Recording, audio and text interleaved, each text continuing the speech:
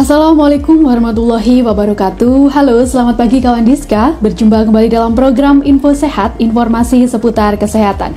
Bersama Ilmilia di sini yang akan menemani kawan Diska semuanya tentunya dengan obrolan terkait kesehatan. Dan di hari ini telah hadir di studio kawan Diska ada narasumber yang begitu luar biasa hari ini. Selamat pagi Ibu. Selamat pagi Mbak. Oke.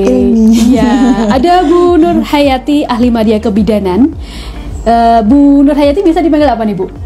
Boleh Nur, boleh Inung. Oke, Bu Inung gitu ya. Oh ya, siap. Bu Inung setiap harinya bertugas di Puskesmas Banjarjo, betul Ibu? Iya, benar Mbak. Oke, mungkin bisa disapa dulu Ibu untuk kawan Diska semuanya yang telah join di IG Live kami, Bu. Oh ya, siap. Assalamualaikum sobat atau kawan Diska semuanya. Selamat bergabung bersama kami di sini membahas masalah ASI. Oke, hari ini kita akan membahas tentang ASI gitu ya Bu ya. Seperti yang kita tahu bersama bahwa di minggu pertama bulan Agustus ini kan diperingati sebagai Pekan Menyusui Sedunia gitu ya Bu ya. Makanya hari ini spesial sekali akan kita bahas tentang pemberian ASI gitu ya Bu ya. Untuk kawan Diska semuanya yang mungkin saat ini berperan sebagai orang tua baru atau calon ibu atau untuk siapapun yang konsentrasi atau tentang masa depan anak gitu ya. Jadi bisa stay tune di IG Live kami di @promkes_kota_madiun. Dan nantinya jika ada pertanyaan bisa langsung ditulis di kolom komentar dan akan langsung dijawab oleh Bu Inung hari ini gitu. Oke. Mungkin yang pertama nih Bu ya, seperti yang dibahas tadi di awal bahwa di minggu ini diperingati sebagai Pekan Menyusui Sedunia gitu ya Bu ya. Mungkin bisa dijelaskan Ibu seperti apa sih Pekan Menyusui Sedunia ini gitu. Iya, jadi Pekan Menyusui Sedunia ini sebenarnya Mbak suatu momen yang sangat penting ya untuk mengingatkan kembali para ibu juga calon ibu pentingnya pemberian ASI atau air susu ibu untuk mengoptimalkan pertumbuhan dan perkembangan bayi, karena di dalam ASI itu mengandung hampir semua zat gizi yang diperlukan buat bayi untuk tumbuh dan berkembang dengan optimal. Di samping itu juga akan berguna bagi kesehatan ibu. Gitu Mbak. Oke, jadi bukan hanya sebuah momentum gitu ya Bu ya. Jadi bisa jadi untuk meningkatkan kesadaran dari masyarakat untuk pentingnya arti dari menyusui sendiri gitu ya Bu ya. Mungkin betul Mbak. Bisa dijelaskan kembali Bu, mengapa sih menyusui itu sangat penting dilakukan gitu Bu? Iya. ASI itu atau air susu ibu merupakan satu-satunya nutrisi atau makanan yang cocok atau sesuai untuk bayi ya, untuk dia tumbuh dan berkembang dengan optimal. Nah, kegiatan menyusui ini Mbak bisa dimulai segera setelah bayi lahir. Kemudian bisa dilanjutkan dengan pemberian ASI atau menyusu secara eksklusif sejak bayi lahir sampai dengan 6 bulan. Jika ingin meneruskan, bisa dilanjutkan sampai dengan usia 2 tahun atau lebih. Demikian kawan Diska. Dan yang terpenting sekarang ini ya Mbak, konsentrasi untuk masalah stunting. Nah, dengan pemberian ASI ini Mbak, apalagi diberikan secara eksklusif, merupakan salah satu cara untuk mencegah stunting, terutama di 1000 hari pertama kelahiran. Jadi untuk ibu-ibu di rumah, coba mengenal ASI dan semangat menyusui. Nah, semangat menyusui gitu ya Bu ya. Oke. Kemudian untuk keuntungan Ibu, keuntungan dari menyusui ini sebenarnya apa sih Bu gitu? Oh iya. Keuntungannya sangat banyak Mbak ya dari ASI sendiri. Yang pertama tentunya bagi dedek bayi ya. ASI mengandung semua zat gizi yang diperlukan. Yang keduanya, ASI ini sudah diciptakan oleh Yang Maha Kuasa nggih, untuk sesuai dengan pencernaan bayi sehingga mudah dicerna. Kalau mudah dicerna berarti bisa diserap secara efisien. Yang ketiganya, ASI mengandung zat-zat yang sangat penting ya untuk mencegah terjadinya infeksi. Itu dari bayinya. Kemudian dari ibunya Mbak Ilmi. Nah, dengan kegiatan menyusui akan kalau menyusui itu adiknya digendong, dipeluk, dielus, ditatap ya, kemudian ibu juga bisa memberikan atau menstimulasi dengan mengajaknya bicara ya, sehingga akan membentuk suatu ikatan atau bonding ya, di ikatan emosional. Dengan demikian ini akan membantu perkembangan adik bayi juga karena dia merasa nyaman. Yang keduanya bisa menunda kehamilan baru. Jadi dengan kegiatan menyusui ini Mbak Ilmi itu bisa sebagai atau mempunyai fungsi kontrasepsi juga. Dan yang tidak kalah pentingnya, dengan melalui kegiatan menyusui ini akan menjaga kesehatan ibu. Terus ada lagi Mbak Ilmi. Nah, ada lagi banyak ternyata ya manfaatnya ini. Yang kalau kita menyusui, pengeluaran keluarga terutama untuk, ini dari Mbak, segi ekonomi ya Bu ya berarti ya. jadi mama-mama ini lebih bisa menghemat. Betul. Ya, karena tidak mengeluarkan biaya untuk membeli susu formula. Ya, dan anak akan, karena tadi ada perlindungan terhadap infeksi, tentunya didik bayi akan jarang sakit, lebih sehat, sehingga pengeluaran untuk berobat ya, untuk biaya perawatan di rumah sakit ini akan bisa ditekan. Harapannya keluarga jadi lebih sejahtera. Demikian Mbak. Selain itu masih banyak manfaatnya ya Mbak. Nanti kalau kita bahas di sini sampai sore Mbak. Wah gitu ya Bu. Jadi itu yang disebutkan oleh Bu Inung tadi itu hanya beberapa aja lah gitu ya Bu. Padahal manfaatnya ini banyak sekali gitu ya Bu. Jadi bukan hanya untuk bayi, tapi juga untuk ibu dan keluarga gitu ya Bu ya. Karena dari segi ekonomi pun juga ada manfaatnya gitu ya Bu ya. Oke. Kemudian kalau misalkan ibu di luar sana mungkin nggak mau nih memberikan ASI gitu ya Bu ya, memberikan ASI secara eksklusif gitu, lebih mengedepankan mungkin pembelian susu formula gitu ya. Mungkin bisa dijelaskan Ibu perbedaan dari ASI, susu sapi dan formula gitu, mungkin dari kandungan gizi atau dari yang lainnya gitu Bu, perbedaannya seperti apa? Iya, baik Mbak Yani. Jadi mama semua atau kawan Diska yang di rumah ya, memang ada perbedaan yang begitu banyak ya. Dari segi zat gizinya dan komposisi, jumlah dan sebagainya. Nah, mari kita bahas sedikit ya.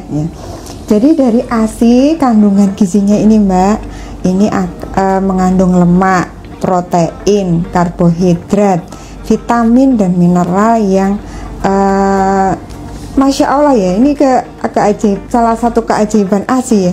Jadi jumlahnya yang kami sebutkan tadi itu akan berubah setiap saat dan setiap waktu menyesuaikan dengan kebutuhan didik bayi untuk tumbuh dan berkembang. Nah, sedangkan pada susu sapi atau susu formula, jumlah zat gizi ini konstan atau menetap ya, sesuai dengan yang tertera di kardus atau kalengnya. Misalkan 100 gram susu formula mengandung zat gizi ini. Jadi konstan ya Mbak. Sedangkan kalau ASI ini bervariasi atau berubah sesuai dengan kebutuhan didik bayi. Yang pertama dari segi karbohidratnya. Nah, karbohidrat pada ASI itu mengandung laktosa dan oligosakarida. Laktosa ini sebagai sumber energi Mbak bagi adik bayi ya. Sedangkan oligosakarida ini berfungsi sebagai prebiotik atau menstimulasi bakteri baik yang ada di pencernaan adik bayi supaya bisa optimal, terutama kita kenal dengan bakteri bifidus ya. Jadi lebih bisa meningkatkan kesehatan atau mencegah didik bayi dari infeksi. Dan yang tidak kalah pentingnya bisa membantu perkembangan adik bayi dari segi kognitif atau kecerdasan. Sedangkan pada susu sapi atau susu formula Mbak, ini susu sapi itu ada laktosanya sama ya, tetapi oligosacaridanya itu kurang sesuai dengan pencernaan adik bayi. Sedangkan pada susu formula itu laktosanya ditambah dengan sukrosa atau gula ya, sehingga lebih manis. Sedangkan oligosnya ini lebih sedikit. Kemudian dari segi dari proteinnya Mbak, nah ini protein dalam ASI itu mengandung whey dan kasein dengan komposisi whey-nya lebih banyak daripada kaseinnya. Nah, whey dalam protein ASI ini Mbak itu mengandung protein anti infeksi Mbak, seperti imunoglobulin A, laktoferin, lisosom. Yang ini teman-teman atau kawan Diska tidak terdapat pada susu formula ya. Ya. Terus kemudian kalau susu formula jenis proteinnya itu laktoglobulin. Nah, laktoglobulin ini Mbak Ilmi dikenal sebagai alergen susu. Jadi mengapa pada adik bayi yang diberikan susu formula dia lebih tinggi resikonya untuk terkena alergi. Demikian. Kemudian ada lagi Mbak, masih ada banyak. Iya Bu, monggo Bu. Dari segi lemaknya Mbak, kalau lemak dalam ASI itu mengandung enzim lipase. Dia berfungsi untuk mencerna lemak supaya bisa dicerna dengan baik oleh adik bayi, kemudian diserap secara optimal. Juga mengandung asam-asam lemak esensial Mbak. Nah, asam lemak esensial ini tidak bisa diproduksi oleh tubuh, tetapi ini sangat penting untuk kecerdasan otak bayi ya. Nah, karena itu beberapa susu formula bisa menambahkan asam lemak esensial ini dalam produknya supaya lebih mirip atau lebih mendekati ASI. Seperti ditambahkan Mbak Ilmi sudah kenal ya AA, DHA ya, ini sangat terkenal untuk bisa mencerdaskan otak. Samping itu dari segi vitaminnya dia juga lebih tinggi daripada susu formula dan lebih mudah diserap. Demikian juga zat besinya dan lain-lain. Dan yang tidak kalah pentingnya Mbak, perbedaan yang sangat penting itu pada ASI yang keluar pertama kali, yang sedikit-sedikit itu, yang ada sebagian mama yang menganggap itu sebagai ASI basi, justru itu kolostrum yang sangat bergizi. Dia mempunyai fungsi nutritif, jadi mempunyai zat gizi yang sangat lengkap ya untuk pertumbuhan adik bayi yang baru lahir, dan dia mempunyai fungsi protektif, jadi melindungi adik bayi dari berbagai kemungkinan infeksi. Ada antibodinya, kaya dengan sel-sel darah putih, sehingga adik bayi bisa lebih kuat menghadapi kemungkinan risiko infeksi. Kemudian ada pencahar, nanti kotorannya adik bayi itu kan ini Mbak ya, hitam ya, yang itu bisa segera keluar dan dibersihkan dengan memberikan kolostrum, sekaligus mengurangi risiko terjadinya kuning pada bayi. Banyak sekali ya Mbak manfaatnya. Jadi itu salah satu ya, Bu, saja. Ya. Iya. Jadi jelas sekali ya perbedaannya gitu ya, dari ASI, kemudian dari susu sapi dan susu formula gitu ya Bu ya. Dijelaskan dari Bu Inung tadi dari segi protein, lemak, karbohidrat gitu ya Bu ya. Ini yang pas sekali memang ASI gitu ya Bu ya, yang diberikan untuk bayi ini memang yang paling pas itu adalah ASI gitu ya Bu. Betul, mungkin perbedaannya juga dari segi ekonomi kembali lagi ya Bu ya. Kalau yang susu formula mungkin ibu-ibu juga tahu harganya gitu ya Bu ya, dan susu sapi ini kan kita harus mengeluarkan uang gitu ya. Kalau misalkan ASI kan tidak perlu repot-repot gitu ya Bu ya, bisa tersedia setiap saat. Nah itu bayi yang membutuhkan, itu yang paling penting selain gitu. Susu formula tadi Mbak, selain harus membeli susu formula, juga harus membeli pernik-perniknya Mbak, seperti botol, termos, alat untuk mensterilkan botol. Dan kemana-mana juga harus dibawa gitu ya Bu ya, pernik-pernikannya tadi. Kalau misalkan memberikan ASI ini kan ya memang kemana-mana sudah dibawa ibunya gitu ya Bu ya. Jadi yang disebutkan Ibu tadi bahwa kalau misalkan ASI yang keluar pertama ini justru baiknya harus diberikan gitu ya Bu. Berarti yang di luar sana yang informasi yang berkembang kalau misalkan ASI yang pertama ini harus dibuang, berarti ini salah banget gitu ya Bu ya. Itu mitos Mbak. Mitos banget ya.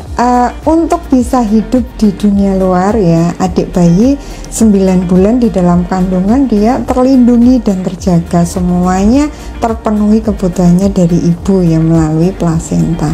Begitu keluar ya, dia perlu untuk beradaptasi dan menjaga dirinya dari berbagai macam kemungkinan infeksi. Nah, kolostrum ini ibaratnya orang pergi perang, Mbak.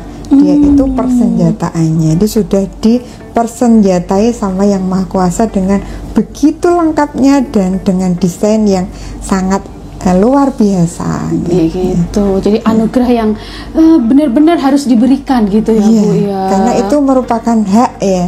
Hak buat si bayi juga untuk ibunya. Oke, mantap sekali ya.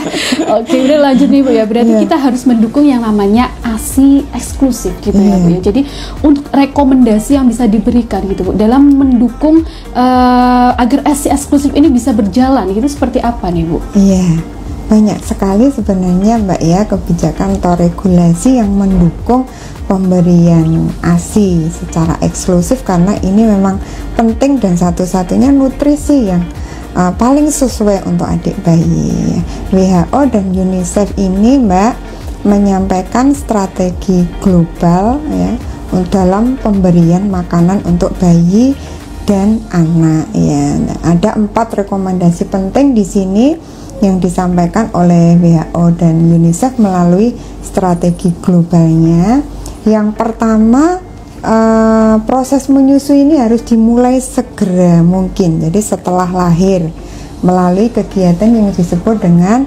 inisiasi menyusu dini ya. Itu ada begitu bayi lahir Mbak, nanti akan diletakkan di dada ibu di antara kedua payudaranya, ada kontak kulit dengan kulit sehingga bayi terjaga supaya tetap hangat dan membantu mengatur pernafasan, dan dia akan belajar mencari puting sendiri ya, melalui refleks-refleks yang sudah dianugerahi oleh Yang Maha Kuasa, dan dengan dihisap sedini mungkin ini akan mempercepat produksi ASI dan juga menciptakan bonding antara ibu dengan bayi. Rekomendasi yang kedua, bila sudah diberikan ASI segera setelah lahir ya, yang keduanya menyusu atau memberikan ASI ini secara eksklusif ya. Jadi hanya memberikan ASI saja tanpa tambahan makanan lain atau air atau cairan atau nutrisi lain dari bayi lahir tadi Mbak sampai dengan usia 6 bulan. Nah, rekomendasi yang ketiga, mulai memberikan makanan pendamping ASI atau MPASI tentu saja yang bergizi Mbak ya, sejak bayi berusia 6 bulan. Dan yang terakhir, bila ingin meneruskan pemberian ASI ini bisa dilanjutkan sampai dengan 2 tahun atau lebih. Nah, tentu saja supaya hal ini bisa sukses ya Mbak, perlu dukungan dari semua pihak, termasuk rasa percaya diri dari ibunya sendiri atau mama ya, bahwa dia mampu untuk memberikan ASI kepada bayinya. Kemudian dukungan dari suami ya, membantu proses laktasi ini biar berjalan dengan lancar. Juga keluarga yang ada di rumah ya, nenek, kakek, karena kalau bayi menangis biasanya yang tidak tega itu nenek kakeknya ya Mbak.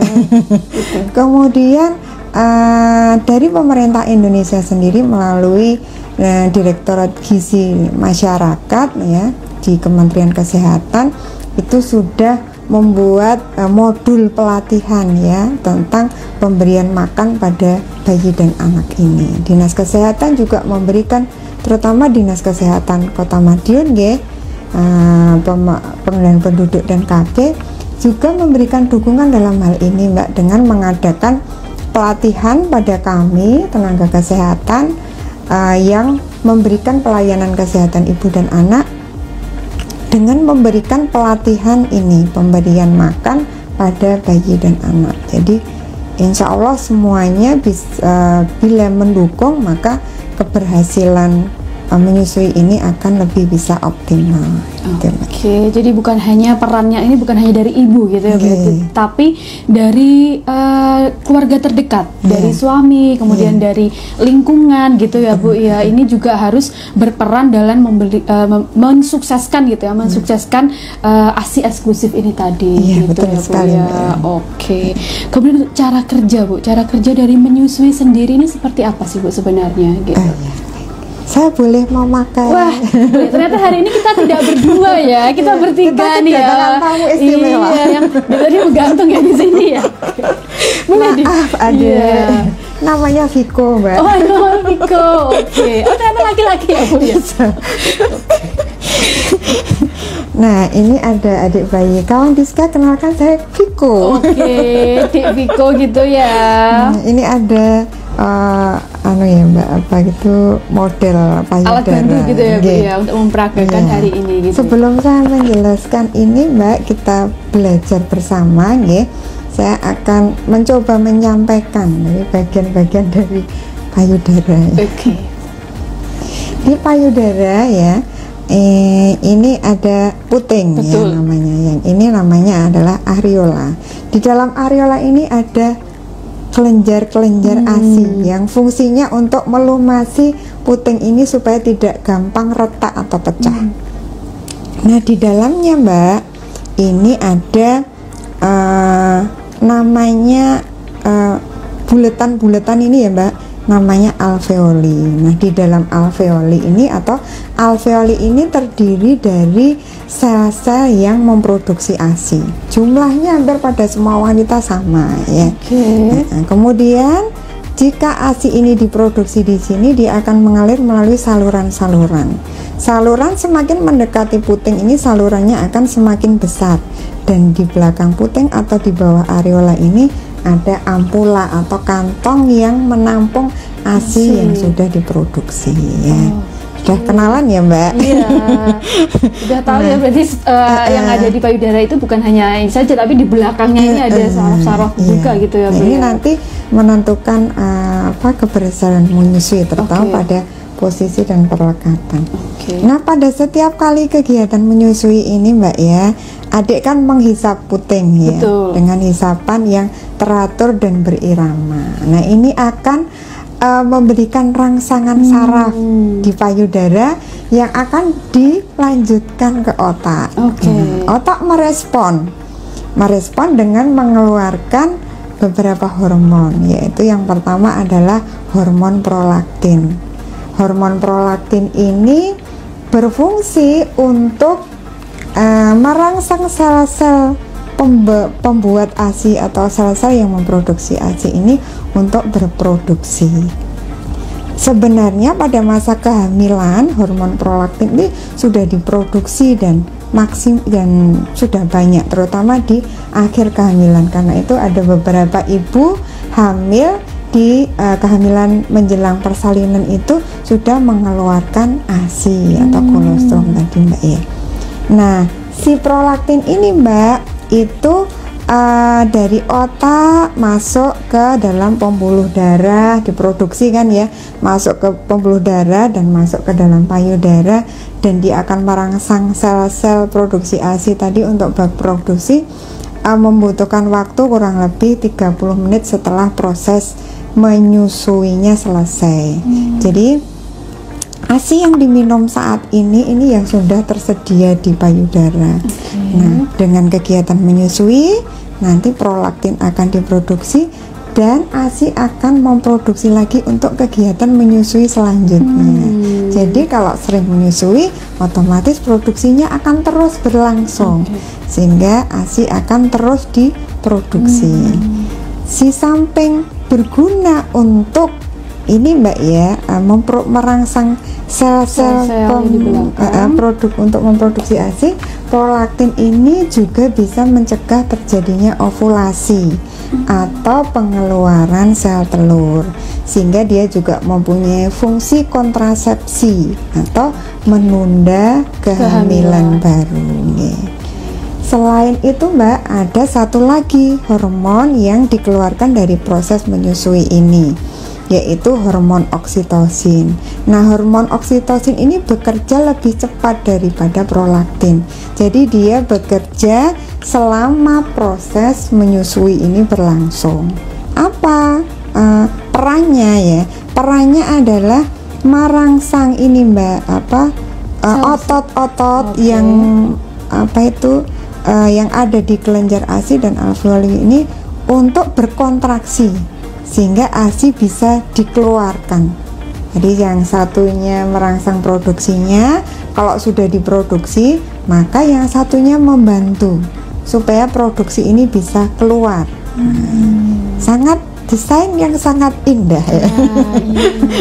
Nah, ini nanti dia akan bekerja mengeluarkan ASI ya, masuk ke saluran, kemudian akan bermuara di ampulla namanya Mbak ya, kantong ini yang ada di belakang areola.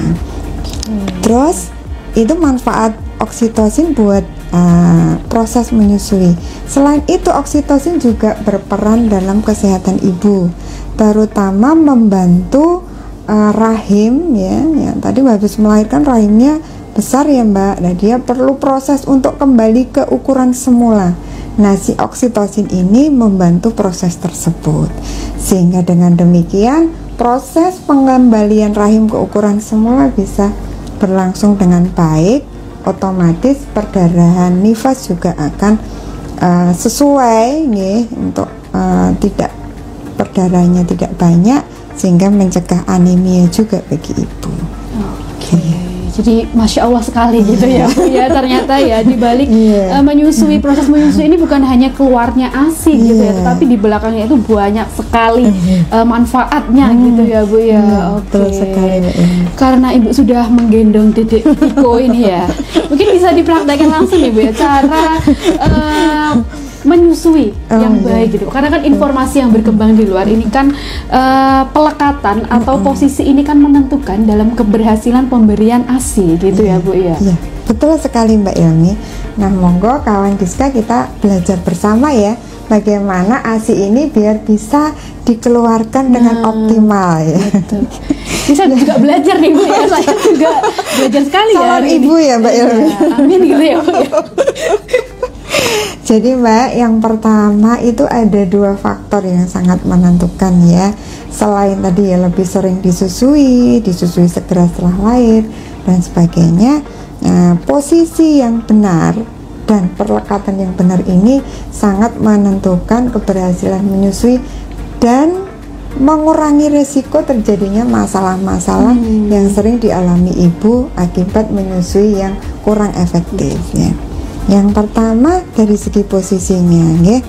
Posisikan adik bayi ini antara kepala, punggung, badan ini dalam atau membentuk satu garis lurus ya Mbak ya. Jadi tidak seperti ini ya Mbak. Jadi tidak seperti ini. Misalkan ini badannya menghadap ke atas, kepalanya menghadap payudara. Tapi satu garis lurus. Nah, seperti ini. Jadi tidak miring gitu ya Bu ya, kepalanya saja yang diiringkan gitu ya. Tengek kembali gitu ya. Seperti kita minum Mbak ya, kita akan lebih nyaman minum dalam posisi tegak dan sesuai gitu, daripada kita minum dalam posisi itu tidak nyaman ya Mbak, tidak bisa maksimal minumnya. Memegangnya boleh, tidak harus di siku ya. Boleh di sini, boleh di sini, dan nanti kita akan belajar macam-macam posisi menyusui. Nah, yang kedua, sanggah badan bayi seluruhnya dengan mendekat ya. Kemudian wajah bayi ini menghadap ke payudara. Cara memegang payudaranya seperti huruf C gini Mbak. Jadi tidak nyun sewu nggih, tidak menggunting ya. Tapi seperti huruf C. Karena di bawah areola tadi kita belajar ada kantong ya, ada saluran-saluran. Dengan menjepit seperti ini nanti tidak keluar. Seperti sedotan kita cepet ya. Jadi pengeluaran sedikit ya. Jadi yang efektif seperti ini. Nah, posisikan bayi ini menghadap ke payudara dan hidung ini lebih dekat dengan puting ya. Nah, seperti ini ya Mbak ya. Kemudian disanggah dengan baik atau dengan benar. Nah, kemudian yang kedua adalah perlekatannya. Perlekatan yang dimaksud di sini adalah fiksasi antara mulut bayi dengan payudara. Nah, perlu kawan Giska ketahui ya, kegiatan menyusui itu pada dasarnya atau prinsipnya adalah menyusu pada payudara, bukan pada puting ya. Supaya bisa maksimal masuknya, jadi tidak hanya puting saja yang masuk Mbak, tapi juga payudaranya. Maka berikanlah sentuhan ya. Begitu bayi memperlihatkan tanda-tanda dia haus ya. Apa Mbak tandanya? Nangis nih Bu ya biasanya ya. Bayi kalau nangis nanti haus gitu Bu ya. Sebenarnya menangis itu tanda yang paling akhir Mbak. Jangan sampai menangis diusahakan. Kita harus mengetahui tanda-tandanya yang, karena kalau sudah menangis nanti mamanya menjadi gelisah, neneknya khawatir. Dikhawatirkan nanti bisa mengambil keputusan untuk memberikan susu formula. Nah, tandanya bayi ini akan tampak waspada dan resah ya. Gelisah gitu ya, tapi nggak bisa ngomong gitu ya. Belum bisa. Kalau penjenengan kan langsung minta minum ya. Langsung aja ambil sendiri ya. Nah, ini dia akan tampak waspada ya, dia akan tampak resah. Kemudian dia akan membuka mulutnya sambil menggerakkan atau menggelengkan kepalanya. Nanti bisa juga dia menjulurkan lidahnya seperti mau menghisap ya. Nah, kalau sampai dengan tahap ini belum diberikan, kadang adik bayi akan menghisap tangan atau jari. Nah, kalau sudah ada tanda seperti ini, sebaiknya segera diberikan respon atau diberikan tanggapan ya, supaya tidak memberikan tanda yang terakhir yaitu menangis. Ilmu baru nih ya, gitu ya.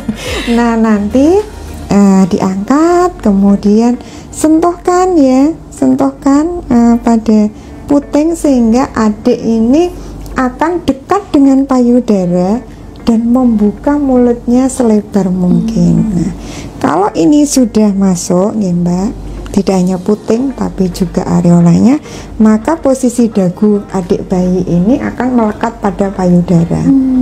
Kemudian yang tampak itu areola yang bagian depan ini hanya sedikit, sedangkan areola yang berada di bawah ini akan masuk ke dalam mulut bayi. Yang ketiganya,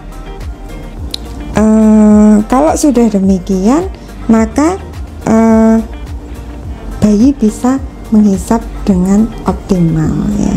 Ini tanda-tanda perlekatan yang baik ya. Terus kemudian kalau dia sudah menghisap secara efisien ya Mbak, ini dia akan tampak ini ya Mbak, menghisap dengan dalam dan pelan. Jadi cekuk dan ada jedanya. Jadi menghisapnya pelan, dalam, terus ada jeda. Nanti menghisap lagi, ada jeda. Sehingga pengeluaran ASI ini bisa optimal, maka akan terdengar bayi menelan. Celeguk. Kalau tidak ASI yang dikeluarkan ini tidak maksimal karena perlekatannya kurang baik atau posisinya kurang benar, maka yang terdengar adalah suara kecapan seperti piak seperti itu. Jadi bukan cekuk ya. Beda ya ternyata. Terus karena mulut bayi ini penuh dengan ASI, maka pipinya akan membulet. Tandanya perlekatannya baik, tidak tertarik ke dalam atau cekung. Nah, itu tandanya bayi bisa menghisap secara efisien. Karena kalau perlekatan ini bisa optimal Mbak, di dalam payudara ini atau payudara yang masuk ini akan terletak di atas lidah. Jadi lidahnya bayi ini akan keluar ya, dia berada di atas gusi ya. Terus di atasnya ada areola ini, dan dia akan memberikan gerakan lidah ini akan maju mundur sehingga memberikan tekanan yang optimal pada kantong yang ada di dalam di bawah areola ini supaya ASI-nya bisa keluar lebih optimal. Lebih optimal seperti itu Mbak. Oke, jadi posisinya juga menentukan gitu ya Bu ya. Jadi bukan hanya angger gitu ya, angger diletakkan gitu aja ya, tetapi juga ada posisi-posisinya gitu. Jadi bukan hanya mulut bayi ini ke puting gitu ya Bu, tapi harus ke aerola tadi ya Bu ya. Karena kalau menghisap pada puting ini akan menimbulkan permasalahan baru ya. Karena yang terletak di lidah adik bayi itu bukan areola, tapi puting sehingga aja. Geseran ini bisa menimbulkan lecet atau luka. Tandanya ini posisinya benar, perlekatannya benar, ibu akan merasa nyaman, adik juga merasa nyaman. Apabila ibu merasa nyeri atau sakit, perlu dikoreksi lagi posisi dan perlekatannya. Jadi intinya dua-duanya merasa nyaman gitu ya Bu ya. Jadi ibunya pun pas menyusui itu juga harus merasa dalam kondisi yang nyaman juga gitu. Oke. Kemudian Ibu, sudah ya Bu ini tadi untuk seperti itu ya Bu ya untuk cara menyusui yang benar gitu ya Bu. Kemudian kalau misalkan payudara masing-masing orang ini kan berbeda gitu ya Bu ya. Mohon maaf untuk puting ini kan juga berbeda gitu. Ada yang datar, ada yang menonjol, kemudian ada juga yang tidak keluar gitu. Lalu bagaimana Bu untuk proses menyusui apakah juga sama seperti demikian yang disebutkan Ibu Inung tadi? Jadi yang perlu diingat oleh mama yang ada di rumah, juga kawan Giska, proses atau kegiatan menyusui ini adalah menyusu pada payudara, jadi bukan pada puting ya. Sehingga walaupun putingnya ada yang datar, mungkin ada yang kecil atau ada yang besar, ini tidak mengganggu proses menyusui. Nanti kita akan berbagi tipsnya ya Mbak. Kemudian payudara ini juga ada yang besar, ada yang kecil. Nah, bagi yang payudaranya kecil jangan berkecil hati. Mama di rumah, kawan Diska harus tetap pede ya, percaya diri. Karena kita belajar tadi isinya yang bisa memproduksi ASI tadi ya, kelenjar ASINya jumlahnya sama gitu ya. Yang membuat dia besar atau kecil hanya jaringan lemaknya saja ya Mbak. Jadi kalau misalkan ada yang menyebutkan payudara kecil ini produksi ASINya lebih sedikit, itu berarti mitos banget. Ini tadi kita belajar untuk memelihara supaya ASI ini tetap berproduksi dengan baik. Tadi ya posisinya benar, perlekatannya benar. Juga ada satu faktor lagi Mbak yang sangat penting, di pengosongan payudaranya harus maksimal. Jadi diusahakan adik sekali waktu menyusui ini sampai habis atau payudara terasa kosong. Apabila adik masih kurang atau belum kenyang ya, bisa diberikan payudara sebelahnya. Apabila baru separuh sudah kenyang, tandanya dia akan melepaskan sendiri putingnya, kemudian dia akan tertidur dengan nyenyak. Jika ada sisa atau pengosongannya belum sempurna, bisa dikeluarkan dengan dipompa pakai tangan ataupun pakai alat pompa ya. Nah, kadang ada permasalahan pada payudara ini ya Mbak. Tadi misalnya payudaranya bengkak gitu ya Bu ya. Misalnya payudaranya datar. Nah ini yang kadang-kadang bikin ibu kurang percaya diri ya. Bisa nggak sih kalau datar ini disusui? Gitu ya. Ada beberapa tips yang bisa kami bagikan di sini ya. Pertama, bangun rasa percaya diri ibu. Yang pertama gitu ya, pede aja gitu ya Bu ya.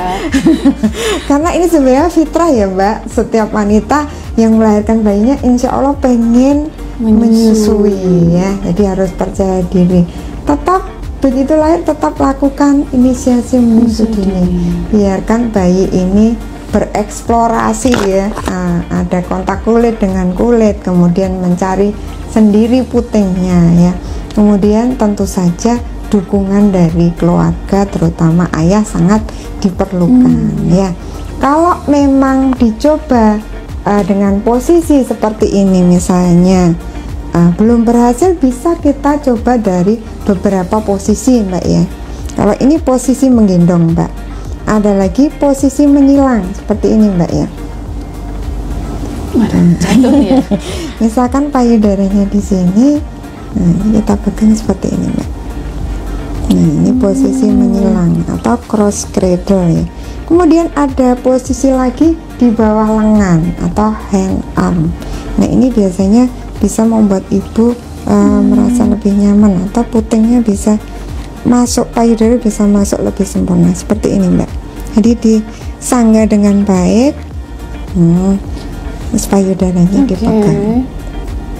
Nah coba berbagai posisi ya.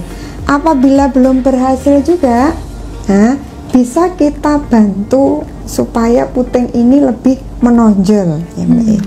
Misalkan seperti ini, bisa dengan dipompa atau menggunakan alat bantu seperti sepet ya. Nah sepetnya boleh memakai yang 5 cc atau 10 cc tergantung dari besarnya puting ya. Nah ini posisi awalnya seperti ini, Mbak ya, sepet ya. Nah ini kan ada tempat jarumnya ya. Nah itu jarumnya dibuang, kemudian ini digeser, dipotong, kemudian lepaskan ini ya pendorongnya, dipindah ke sini. Nah seperti ini, Mbak ya. Kemudian nyun sewu, mohon maaf ya teman Diska, ini diletakkan di puting sampai tertutup semua ya, Mbak, jadi tidak ada udara. Kemudian tarik dengan lembut dan perlahan ya, sampai nanti putingnya akan muncul di sini, Mbak. Putingnya akan muncul di sini. Kemudian cara melepaskannya, geser sedikit supaya ada udara yang masuk, ini untuk mengurangi nyeri, baru kemudian dilepas. Nah ini biasanya akan membantu puting yang datar tadi untuk mau keluar. Atau bisa juga dilakukan pemijitan atau massase yang ringan ya, dipegang kemudian diputar dengan lembut, atau menggunakan tadi. Kalau masih juga belum bisa atau belum berhasil, sambil menunggu puting ini bisa keluar, ASI ini bisa diperah ya. Setelah diperah, ditaruh di dalam cangkir dan diminumkan, jangan menggunakan dot atau botol ya, tapi menggunakan cangkir seperti ini. Langsung diminumkan gitu ya, Bu ya? Diletakkan di bibirnya, Mbak. Nanti kalau langsung diminumkan dia akan tersedak. Jadi hanya diletakkan gitu saja ya. Karena didik bayi ini sudah dianugerahi dengan berbagai macam refleks ya. Salah satunya refleks untuk mencari puting. Nanti dengan sentuhan ini, mohon maaf, nanti dia akan menjulurkan lidahnya, mencari tadi, menyedot ASI-nya ya, kemudian ditelan seperti itu. Kalau memakai botol atau dot, nanti dikhawatirkan adik ini bisa bingung puting, sehingga keberhasilan menyusui bisa terganggu karena tidak optimal menyusu karena bingung dengan putingnya ibu. Jadi itu salah satunya. Disarankan memakai cangkir gitu ya, daripada memakai dot itu tadi. Atau boleh juga memakai sendok, hanya ditaruh saja di bibir bawahnya. Nanti adik akan refleks sendiri, akan mencari sendiri. Itu ya untuk tipsnya gitu ya, Bu ya. Untuk puting yang datar. Ada lagi, Bu? Kemudian untuk puting yang terlalu besar ya, gimana ini putingnya besar sedangkan mulut adiknya kecil ya. Nah, cukup apa enggak ya? Sama seperti tadi ya, tetap harus membangun rasa percaya diri, ada dukungan dari keluarga, dan menyusu itu pada payudara bukan pada puting. Kemudian tetap lakukan IMD atau inisiasi menyusu dini. Terus bantu adik bayi ini untuk membuka mulutnya selebar mungkin tadi ya, dengan dipegang kemudian disentuhkan. Begitu dia membuka mulutnya yang lebar, barulah ASI-nya dimasukkan. Apabila masih belum berhasil juga ya, bisa seperti tadi ya, diperah kemudian diberikan lewat gelas atau cangkir sambil menunggu adik bayi ini bertambah besar sehingga bibirnya atau mulutnya juga sesuai untuk putingnya ya, puting yang besar tadi. Ada lagi, Bu, untuk puting yang lecet mungkin? Oh iya, untuk puting yang lecet ya, Jadi untuk puting yang lecet ini tetap bisa disusukan ya Mbak ya, tapi pilihlah yang lebih ringan sakitnya. Misalkan dua-duanya lecet nih, tapi yang kanan lebih parah, yang kiri sedikit, maka mulailah dengan menyusui yang lecetnya sedikit. Kemudian harus dikoreksi Mbak, ke sebagian besar puting yang lecet ini karena tadi posisinya mungkin kurang benar dan perlekatannya kurang bagus atau kurang benar, sehingga bayi menyusu pada puting yang tadi yang bisa menyebabkan lecet. Jadi perbaiki atau koreksi posisi dan perlekatan ya. Untuk mengurangi nyeri ini Mbak, bisa dengan posisi di bawah lengan ya, atau underarm seperti ini tadi ya. Ini biasanya bisa lebih mengurangi ya lecetnya. Kemudian bila terlalu sakit ya atau timbul ulcer atau luka, ini segera datang ke fasilitas kesehatan untuk mendapatkan pengobatan.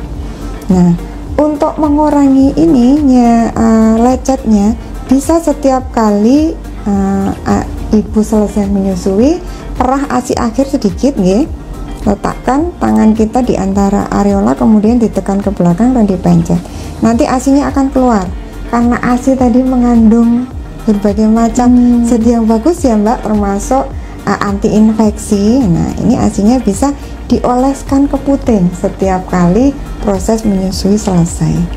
Terus diusahakan bila mandi daerah puting dan areola ini jangan terkena sabun ya Mbak ya.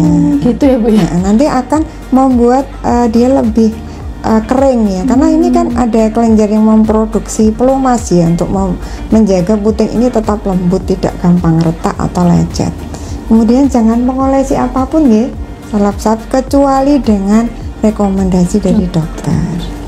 Mungkin itu Mbak. Oke, tipsnya lengkap sekali gitu ya. Jadi kalau misalkan dirasa sudah sakit yang berlebih gitu ya Bu ya, jangan sungkan untuk datang ke fasilitas kesehatan terdekat gitu. Oke, mungkin yang terakhir nih Bu ya. Terakhir mungkin pesan yang mau disampaikan tentang pekan menyusui sedunia ini. Apa nih Bu? Iya. Jadi ASI itu makan satu-satunya makanan yang paling sesuai diberikan untuk bayi. Jadi itu anugerah yang luar biasa dari Yang Maha Kuasa, diciptakan dengan begitu sempurnanya ya, sangat lengkap, mudah dicerna, mudah diserap oleh tubuh, termasuk membantu selain pertumbuhan juga membantu kecerdasan. Kita kan ingin generasi atau putra putri kita menjadi generasi yang tidak hanya sehat tetapi juga cerdas. Jadi buat mama yang di rumah, juga kawan Diska, semangat untuk menyusui ya, tidak hanya mendapatkan bayi atau anak yang sehat dan smart tentunya, tapi ibu juga akan terjaga kesehatannya, ekonomi keluarga lebih sejahtera ya Mbak harapannya. Betul. Dan yang paling memberikan kita semangat adalah pahala nanti akan menanti kita, karena kita memberikan hak yang seharusnya didapatkan adik bayi dan ibu sendiri. Jadi semangat menyusui. Semangat menyusui gitu ya Bu ya.